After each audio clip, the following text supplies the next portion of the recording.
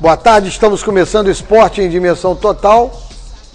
Vamos falar de seleção brasileira, vamos falar também do Campeonato Brasileiro e temos hoje Sul-Americana. O Botafogo voltando a jogar pela Sul-Americana. No primeiro jogo perdeu por 2-0 para a equipe do Palmeiras. Vai tentar se reabilitar em uma dura missão, fazer 3 gols de diferença na equipe do Palmeiras. Se levar um gol, tem que fazer 4. Uma missão um pouco difícil. Vamos conversar sobre isso aqui também. Estou com meu amigo Denilson aqui para comentar sobre tudo isso.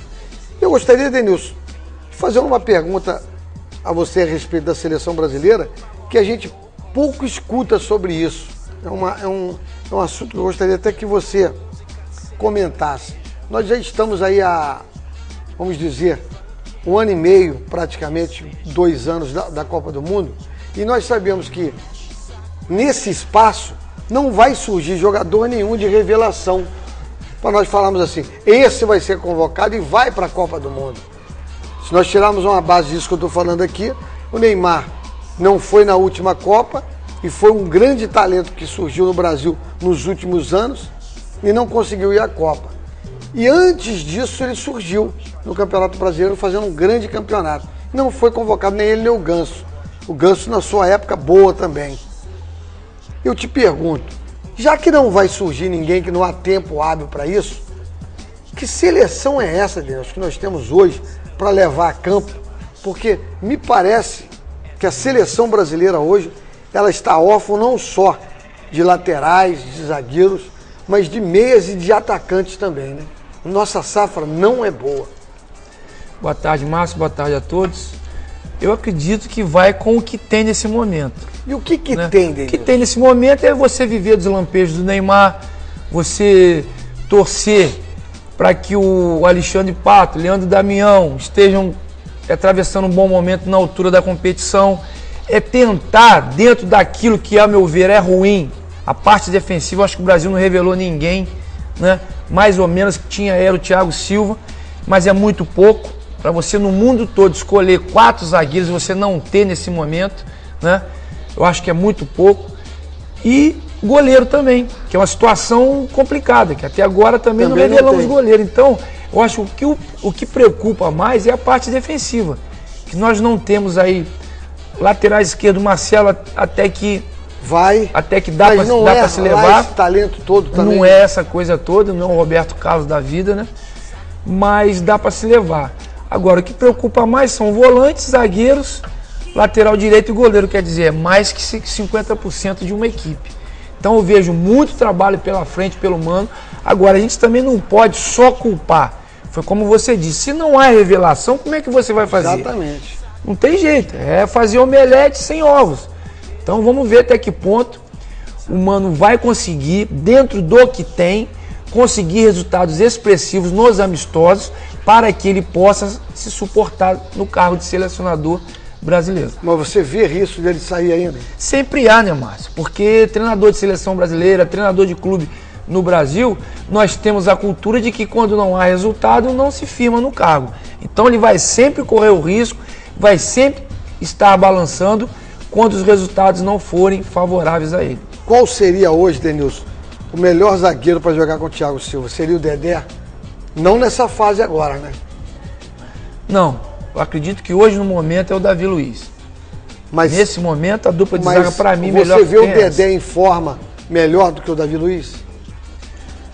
Ligeiramente, não na parte técnica, porque eu acho o Davi Luiz tecnicamente mais evoluído, mais rodado, mais experiente do que o Dedé. Agora, sabemos que na parte física, na parte de força, o Dedé é muito mais jogador, encorpa mais juntamente com o Thiago Silva do que o Davi Luiz. Só que tem um detalhe, Márcio. O Dedé e o Thiago Silva são 2 jogadores que eles não conseguem jogar pelo lado esquerdo. São zagueiros pelo lado direito. Então isso é um detalhe que pode fazer muita diferença na altura que forem jogar os dois. Não sei quem jogaria ali, porque o Davi Luiz joga mais pelo lado esquerdo. Então se encaixa melhor com o Thiago Silva. E o Dedé nunca jogou de 4 zagueiro. O Thiago Silva já jogou um ou outro jogo, mas também fica meio torto jogando pelo lado esquerdo. Eu eu acho que dá para nós tirarmos um parâmetro em relação, quando a gente fala em seleção brasileira, fica muito fácil da gente comentar. Eu não me lembro em Copa do Mundo nenhuma que faltasse 1 ano e meio, 2 anos para a Copa, que nós tivéssemos dúvida do goleiro da seleção. Hoje nós não sabemos qual vai ser o goleiro titular da seleção brasileira. Já dá para ter um parâmetro só nessa situação. Nos centroavantes, nos meias, nos zagueiros, sempre tem dúvida. E sempre aparece uma dúvida. Agora, daqui a 2 anos, está próximo da Copa do Mundo, você ainda não ter um goleiro que você imagina assim, esse vai ser o titular, realmente está muito difícil. A safra é muito ruim e me parece que demoraram um pouco a enxergar isso. E, infelizmente, não adianta ficar culpando apenas o treinador, porque a gente tem que admitir que a safra dessa geração, nós não temos muita esperança que o Brasil venha ganhar o título dentro do próprio país. Jogando dentro do próprio país pode ajudar muito, nos favorece muito. Talvez equilibre um pouco as ações com as equipes como a Espanha e outras equipes fortes. Mas eu não vejo o Brasil hoje sendo o favorito, não. Agora, tem um detalhe importante em relação ao goleiro, Márcio. Tem um goleiro que eu venho acompanhando as partidas dele que eu vejo no Campeonato Espanhol, é o Diego Alves do Valência. Vem fazendo uma boa época, já agora início de época. É isso que eu estou te falando. Não dá para entender. Se você não tem goleiro dentro do país e há dúvidas, você não pode arriscar, não é? Então, eu acho que ele, pelo que eu estou vendo, ele vai arriscar no Rafael, que, ao meu ver, não será um goleiro que nos dará uma segurança maior a nível de seleção brasileira. Denilson, o jogador ganso, um jogador que alguns clubes estão querendo, essa briga constante, há mais de 2 anos que esse jogador vem nessa briga constante com o Santos, não sabe se fica, se é vendido, vende uma parcela do passe, outro vem, compra, ele lesiona. Enfim, esse jogador vai poder ser aproveitado na Copa do Mundo? Você acha que ele vai chegar em condições de jogar? Márcio, depende dele mesmo. Ele é que tem que resolver a sua vida profissional, não é? E resolver, não, agora eu vou jogar. Ele em forma seria um grande jogador, Com certeza, tivemos a oportunidade de ver algumas boas partidas dele, mas há muito tempo que ele não vem jogando bem. Não acontece isso. As lesões têm contribuído para isso? Tem. Mas eu acho que agora ele tem que tomar um rumo na vida dele para que ele possa ser o camisa 10 e ser unanimidade dentro da seleção. Pela bola que está jogando, eu acho que dificilmente ele vai ser o camisa 10, porque o Oscar está mais focado, vive um bom momento e tem uma margem, Márcio, a meu ver, de progressão muito grande a nível de seleção, ele indo jogar no Chelsea, porque ele vai ganhar mais experiência, vai ganhar mais rodagem, e se o Ganso não abrir o olho, ele vai ser o camisa 10 da seleção, um jogador do qual eu gosto muito. Bom, agora vamos falar de Campeonato Brasileiro, Denilson. Eu gostaria de já te perguntar, Denilson, a torcida do brasileiro sumiu dos estádios. Tanto é que você deu um exemplo aqui, que o Botafogo em 3 jogos levou 8 mil pessoas no estádio.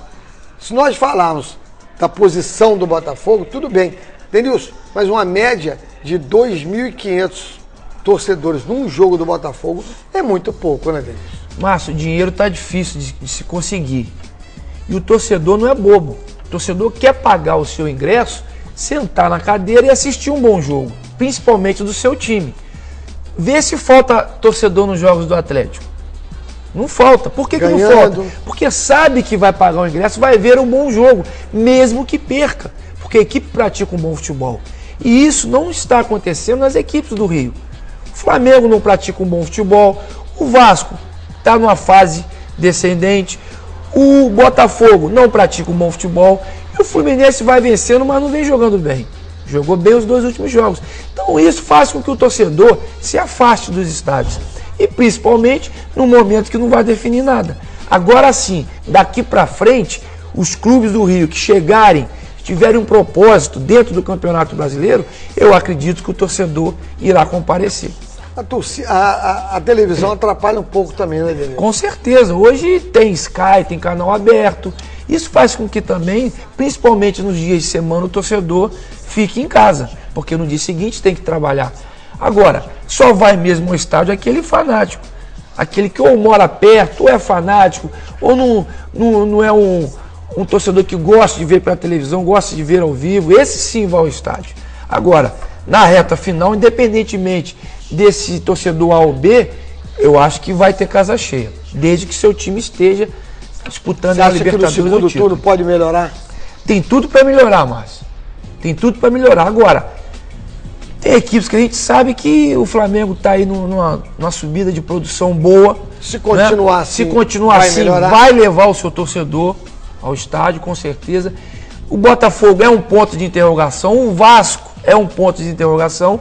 E o Fluminense eu prefiro aguardar quando voltar aos titulares, se vai voltar a praticar um bom futebol que vai levar o seu torcedor a campo. Bom, nós vamos rapidinho intervalo. Quando voltarmos, vamos falar do Botafogo hoje. Um jogo de vida ou morte. É o mata-mata da Sul-Americana e vamos falar também das equipes do Campeonato Brasileiro. Rapidinho, a gente está de volta.